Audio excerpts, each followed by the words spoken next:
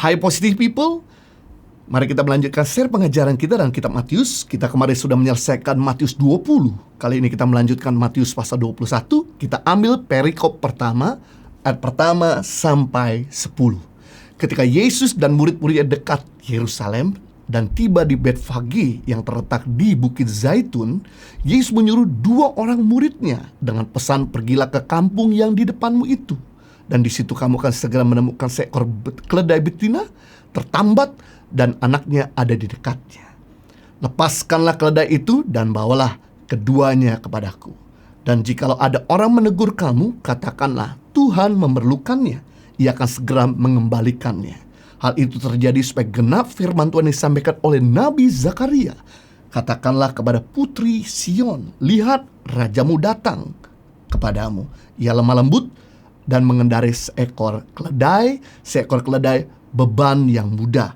Maka pergilah murid-murid itu dan berbuat seperti yang ditugaskan Yesus kepada mereka. Mereka membawa keledai betina itu bersama dengan anaknya, lalu mengalasinya dengan pakaian mereka, dan Yesus pun naik ke atasnya. Orang banyak yang sangat besar jumlahnya menghamparkan pakaiannya di jalan. Ada pula yang memotong ranting-ranting dari pohon-pohon dan menyebarkannya di jalan. Dan orang banyak yang berjalan di depan Yesus dan mengikutinya dari belakang berseru, katanya, Hosana bagi anak Daud. Diberkatilah dia yang datang dalam nama Tuhan. Hosana di tempat yang maha tinggi. Dan ketika ia masuk ke Yerusalem, gemparlah seluruh kota itu. Dan orang berkata, siapakah orang ini? Dan orang banyak itu menyaut, inilah Nabi Yesus dari Nazaret di Galilea. Biasanya acara penyambutan seorang kepala negara dilakukan seremonial yang sangat istimewa. Belum lagi ditambah pasukan pengaman presiden sampai berlapis-lapis.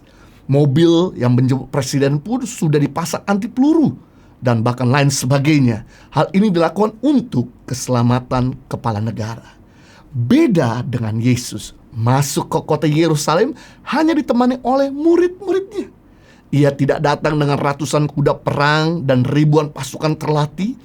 Jika Yesus datang ke Yerusalem dengan pasukan perang dan bahkan juga dengan mengendarai kuda, berarti menunjukkan menginginkan kuasa politik. Tidak sulit bagi Yesus mendapatkan seekor kuda pada waktu itu. Ia datang dengan cara yang sederhana, dengan mengendarai seekor keledai muda pinjaman orang. Jika seseorang mengendarai keledai, biasa menggambarkan ketenangan, kesederhanaan, kelemah lembutan, dan kerendahan hati. Jika raja dunia biasanya menggambarkan dengan tangan besi, maka Yesus, sang raja damai, datang dengan kelembutan dan tanpa kekuatan militer. Tentu kedatangannya ke Yerusalem bukan untuk mengobarkan rasa nasionalis orang Yahudi berperang melawan penjajah bangsa Romawi. Yesus datang dengan bendera cinta, kasih, dan kedamaian. Walaupun ia adalah juru selamat dunia, tetapi tujuan dan fokus hidupnya tidak pernah bergeser dari kehendak dan rencana Bapa di surga. Ia datang untuk menyelamatkan orang berdosa dengan cara memberi dirinya mati di kayu salib.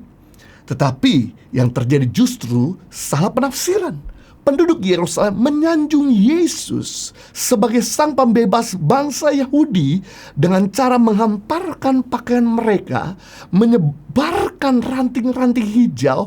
Mereka menyerukan Hosana yang artinya keselamatanku, memperlihatkan antusias bahwa raja bangsa Yahudi telah datang dan akan melepaskan mereka dari belenggu penjajah serta mengembalikan kejayaan Daud di masa lampau. Mereka lupa bahwa konsep kerajaan yang diusung Yesus adalah kerajaan bersifat rohani. Perang yang diserukan Yesus bukan bersifat politik, melainkan bersifat rohani, yaitu menyelamatkan yang terhilang, menguatkan yang lemah, memberkati yang miskin, menyembuhkan yang sakit, menolong yang membutuhkan. Apa yang Yesus lakukan di perikop ini mengajarkan kepada kita semua, jika suatu hari atau jika kita diberkati Tuhan, dipromosikan Tuhan, diberikan jabatan yang tinggi oleh Tuhan, diberikan keberhasilan, dipercayakan follower yang banyak, diberikan kemampuan sekolah tinggi, atau memiliki kepintaran secara intelektual maupun komunikasi, marilah tetap memiliki sikap low profile dan tidak menjadi high profile. Memiliki sikap rendah hati dan tidak menjadi sombong. Memiliki sikap suka menolong dan tidak menjadi serakah. Memiliki sikap yang panjang sabar dan tidak menjadi emosional. Memiliki sikap yang setia dan tidak menjadi tidak setia. Memiliki sikap yang genuine dan tidak menjadi munafik. Tetap menjaga kesucian dan tidak suka bermain-main dalam dosa. Because charisma without character can be catastrophic. Karisma tanpa karakter bisa menjadi bencana yang besar. Tahukah saudara bahwa akar krisis yang melanda negara kita dan dunia ini yang pertama yaitu KKN, mau kaya tanpa kerja, kesenangan tanpa hati nurani. Kedua, hukum tanpa keadilan. Yang ketiga, pengetahuan tanpa karakter. Yang keempat, bisnis tanpa moralitas. Yang kelima, iptek, ilmu pengetahuan dan teknologi tanpa kemanusiaan. Yang keenam, agama tanpa pengorbanan. Yang ketujuh, politik tanpa prinsip. Kita bisa melihat bahwa karisma tanpa karakter bisa menjadi bencana besar bagi bangsa, bagi kota, bagi organisasi, bahkan bagi keluarga dan bagi dirimu sendiri. Itu sebabnya jika kita diberkati Tuhan, dipromosikan Tuhan, diberikan jabatan tinggi oleh Tuhan, diberikan keberhasilan, dipercayakan follower yang banyak, diberikan kemampuan untuk sekolah tinggi, memiliki kepintaran maupun kepandaian secara komunikasi, marilah tetap setia kepada pasanganmu, keluargamu, Tuhanmu. Tetaplah suci, menjaga kebenaran, tetaplah rendah hati, tetaplah suka menolong, memiliki panjang sabar, tetap low profile, tetap genuine, dan tetap menjaga antusias di dalam Tuhan. Seperti Yusuf, ketika Yusuf mendapatkan jabatan menjadi penguasa atas Mesir, negara adikuasa pada waktu itu, di mana semua negara sedang mengalami krisis pangan. Banyak orang-orang datang sama Yusuf minta pertolongan. Yusuf bantu.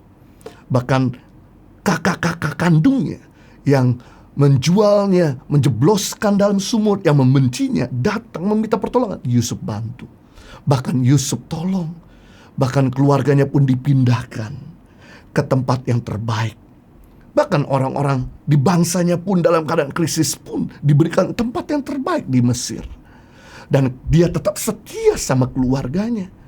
Dia tetap mencintai anak-anaknya. Dia tetap menjaga kesuciannya.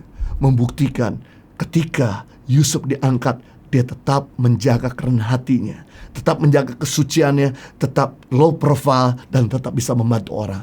Saya berdoa biar setiap saudara mendapatkan promosi, mendapatkan berkat Tuhan, diberikan keberhasilan, tapi kita tetap bisa menolong yang lain, sehingga kita menjadi saksi dan membawa keharuman bagi nama Tuhan. Live a better life.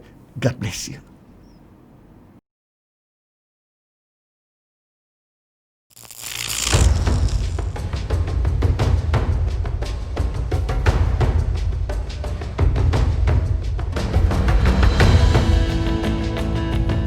Ono tek tahan pengharapannya.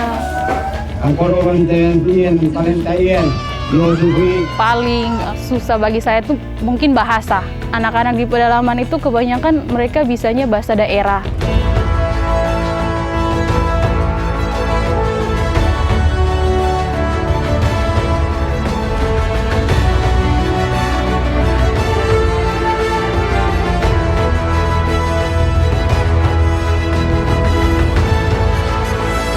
Suka duka, perjuangan guru tangan pengharapan dalam membangun pendidikan di pedalaman Indonesia.